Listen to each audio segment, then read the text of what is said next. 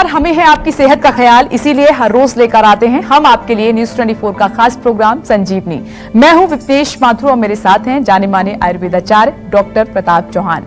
Doctor Chauhan, बहुत बहुत स्वागत है आपका संजीवनी में। बहुत बहुत धन्यवाद जी, नमस्कार। अगर आपको पीसीओडी की समस्या है तो ना ले टेंशन, 5 सुपर फूड्स और आयुर्वेद पीसीओडी को करेंगे जड़ से दूर। डॉक्टर प्रताप चौहान के साथ देखिए संजीवनी। पीसीओडी यानी कि पॉलीसिस्टिक ओवरी डिजीज महिलाओं में होने वाली आम समस्या बन गई है और पीसीओडी के कारण महिलाएं न सिर्फ शारीरिक बल्कि मानसिक रूप से भी काफी परेशान रहती हैं, तनाव में रहती हैं। क्यों बढ़ रही है पीसीओडी की समस्या और आयुर्वेद कैसे है इसका पक्का इलाज, आइए जानते हैं डॉक्टर चौहान से। डॉक्टर चौहान, आज का टॉपिक बहुत महत्वपूर्ण है और इसके बारे में महिलाओं के लिए जानना बेहद जरूरी हो जाता है। सवाल यही है कि पीसीओडी है क्या, आखिर क्यों होता है और इसके लक्षणों को कैसे पहचाना जा सकता है? देखिए, बड़ा अच्छा विषय है क्योंकि आजकल बहुत सारे पेशेंट हमारे पास भी आते हैं पीसीओडी के, खास तौर से जो यंग लड़कियां हैं उनमें भी ये रोग बहुत तेजी से फैलता हुआ जो है देखा जा रहा है। पीसीओडी का मतलब है पॉलीसिस्टिक ओवरी डिजीज, यानी कि जो ओवरीज होती हैं महिलाओं में वहां पर छोटे छोटे सिस्ट बन जाते हैं, काफी सारे सिस्ट, इसीलिए पॉलीसिस्ट्स बोलते हैं उनको। और कारण की अगर बात करें तो आमतौर पर ये कहा जाता है कि हार्मोनल इम्बैलेंस की वजह से, खास तौर से महिलाओं में जब जो मेल हार्मोन है उसकी मात्रा यदि अधिक हो जाए तो ये डिजीज होती है। लेकिन बहुत सारे केसेस ऐसे भी हमारे पास आजकल आ रहे हैं कि जिनमें जो कि हार्मोन्स भी जब उनका टेस्ट कराते हैं तो हार्मोन्स नॉर्मल है, लेकिन पॉलीसिस्टिक ओवरी डिजीज उनको दिखाई जा रही है, उनके अल्ट्रासाउंड में सिस्ट आ रहा है। तो आयुर्वेद की दृष्टि से अगर हम देखें तो आयुर्वेद में हम इसको समझते हैं कि जो पूरा जो रिप्रोडक्टिव सिस्टम है, जिसको हम आर्तव वह स्रोतस उसको बोलते हैं आयुर्वेद में, वो स्रोतस में कहीं ब्लॉकेज आ जाती है या आर्तव क्षय के नाम से भी इसको आयुर्वेद में जाना गया है। और इसमें देखें तो मूल कारण जो है वो कफ दोष जो होता है, कफ यानी कि जो हमारे शरीर में एक तरह से चिपकाने का काम करता है। तो कफ जब ज्यादा बनता है तो कफ के कारण वहां ब्लॉकेज होती है और वात जो है उसको सुखा करके फिर छोटे छोटे सिस्ट बनाता है। तो कफ और वात का मेन इन्वॉल्वमेंट है। लक्षणों को अगर देखेंगे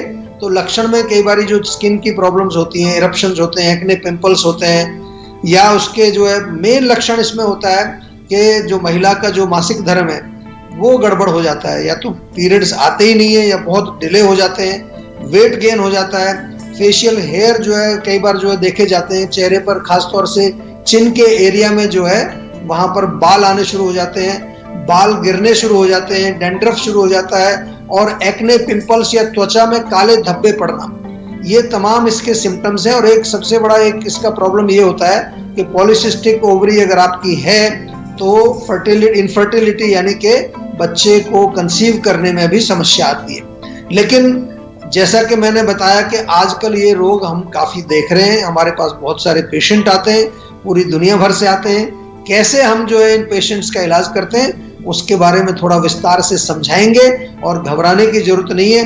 आयुर्वेद से जब आप जुड़ जाते हैं तो हम आपको जो है हर रोग का रूट कॉज समझाते हैं और किस प्रकार से उस रोग का आप इलाज कर सकते हैं उसके बारे में हमारे डॉक्टर्स की पूरी टीम आपके साथ मिलकर के और उस रोग को दूर करने में आपकी सहायता करती है। सर, अगला सवाल भी महत्वपूर्ण है कि पीसीओडी महिलाओं के शरीर और मन को कैसे नुकसान पहुंचा सकता है और पीसीओडी हो तो फिर किन चीजों से बचना चाहिए, किन चीजों का सेवन हमें खास तौर पर नहीं करना चाहिए अगर ये समस्या हमें है?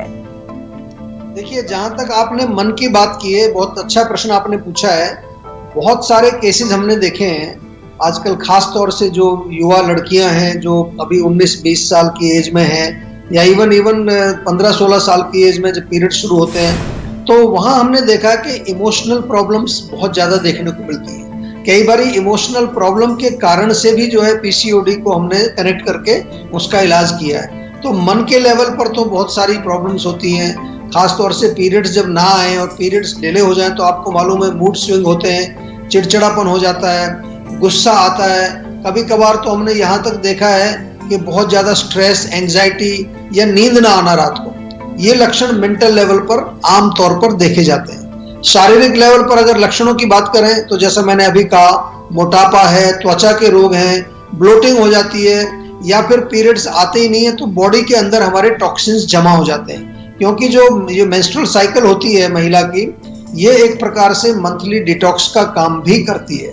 तो इसमें जो भोजन का हमें ध्यान रखना है, क्या चीज हमें नहीं खानी चाहिए। जैसा मैंने कहा कि कफ वर्धक चीजें हमें नहीं खानी, जो कफ बढ़ाती हैं, उसमें चाहे मिठाइयाँ हैं, चाहे आजकल ये कोल्ड ड्रिंक्स वगैरह आती हैं, शरबत आते हैं, कई तरह के जूसेज आजकल जो कैंड जूसेज आते हैं, या जो ये जितनी भी चीजें जो मीठी चीजें आती हैं, उनका बिल्कुल जो है आपको अवॉइड करना है। और स्टार्च युक्त भोजन, जिसमें स्टार्च की मात्रा ज्यादा, आलू है, चावल है, मैदे से बनी जितनी भी चीजें हैं, ब्रेड, बिस्किट या पास्ता वगैरह का सेवन ये बिल्कुल नहीं करना है। जंक फूड बिल्कुल अवॉइड करना है। और तीखा, मिर्ची, मसालेदार भोजन भी आपको सेवन नहीं करना है। संजीवनी दर्शक सीमा जी रोहतक से इस वक्त हमारे साथ फोन लाइन पर मौजूद हैं। स्वागत है आपका, पूछिए अपना सवाल डॉक्टर चौहान से। हेलो जी नमस्कार। जी नमस्कार जी, मैं रोहतक से सीमा बात कर रही हूँ।